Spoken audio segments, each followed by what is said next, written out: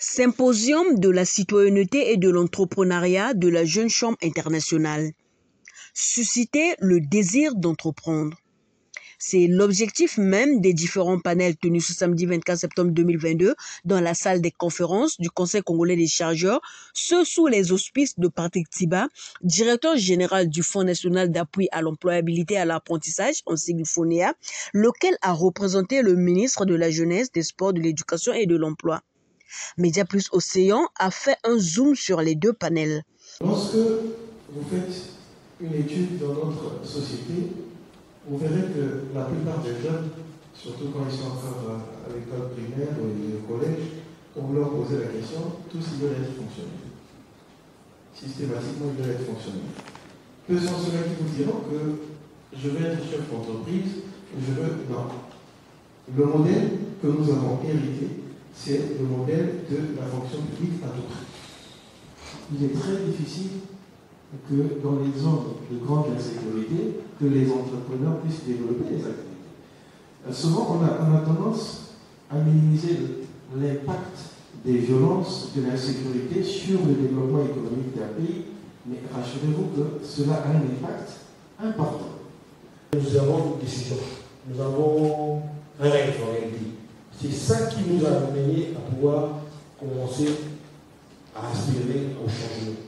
Et je suis convaincu que lorsque chaque Congolais changera lui-même, ce sera un quartier qui changera, ce sera la vie qui changera, in fine, c'est un pays qui change. Donc, le vrai paradis, il est dans le mental, comme a dit le secrétaire exécutif. Il ne faut pas vouloir attendre de l'État. Je veux dire, aucun État au monde ne peut tout donner à la jeunesse. C'est plutôt développer une nouvelle manière de penser, cette forme de plaidoyer. Et là, je pense qu'ici, j'écris un article sur ça, je disais qu'en Afrique, tout le monde est entrepreneur. Sauf si la définition du mot entrepreneur, chacun va le prendre dans sa manière. Pourquoi je le dis? Pour moi, mon premier projet en tant qu'entrepreneur, je vendais du riz au marché. Pour mes amis de bas âge qui me connaissent. Il me dit, j'étais debout, j'ai dit, bon, maman, je vais vendre du riz. Le lendemain, la dame me ramène un sac de riz.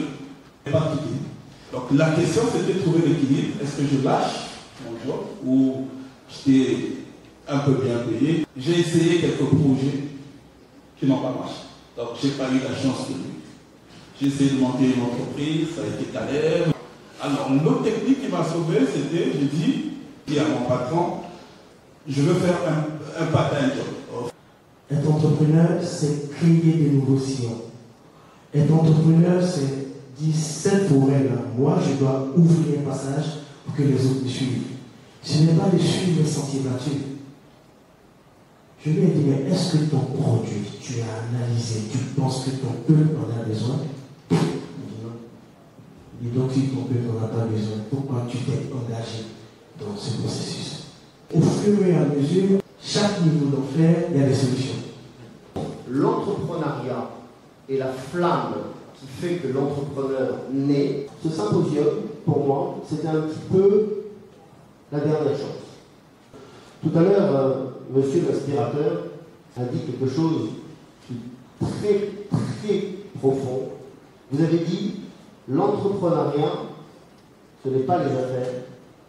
L'entrepreneuriat, c'est très différent des affaires. Et quand on dit affaires, si on ne fait pas attention, on se retrouve en enfer. Oui, l'entrepreneuriat vise l'amélioration des conditions de vie de la population. La Jeune Chambre internationale est une fédération mondiale qui regroupe 200 000 jeunes citoyens entrepreneurs âgés de 18 à 40 ans, répartis dans 5 000 communautés. Elle est représentée dans 120 pays à travers le monde. Fortuné Bungu Kalo donne l'intérêt de ce symposium. C'est avec un réel plaisir que je prends la parole en ce jour 24 septembre 2022 devant cette auguste assemblée pour lancer dans la mare sur cette question triple qui constitue un pilier central du développement de nos sociétés. Aussi la fondation existentielle de notre continent et de notre nation. Le trio jeunesse, civisme et emploi. Notre but, c'est celui de réaliser des actions concrètes, avec un objectif d'améliorer la vie quotidienne des habitants et acteurs économiques de notre vie. La JCI est présente notamment au sein de l'ONU, de l'UNESCO, de l'UNICEF, de la Chambre de commerce internationale, de CARE International. Notre particularité, c'est la diversité. Notre force, une vision internationale.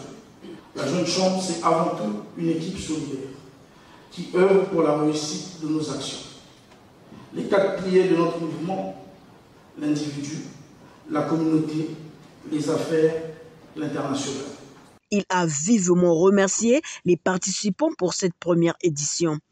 Merci à tous les panélistes. Merci d'avoir répondu présent. Merci pour votre disponibilité.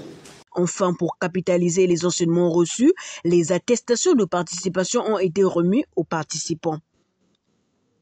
Je vais demander au président.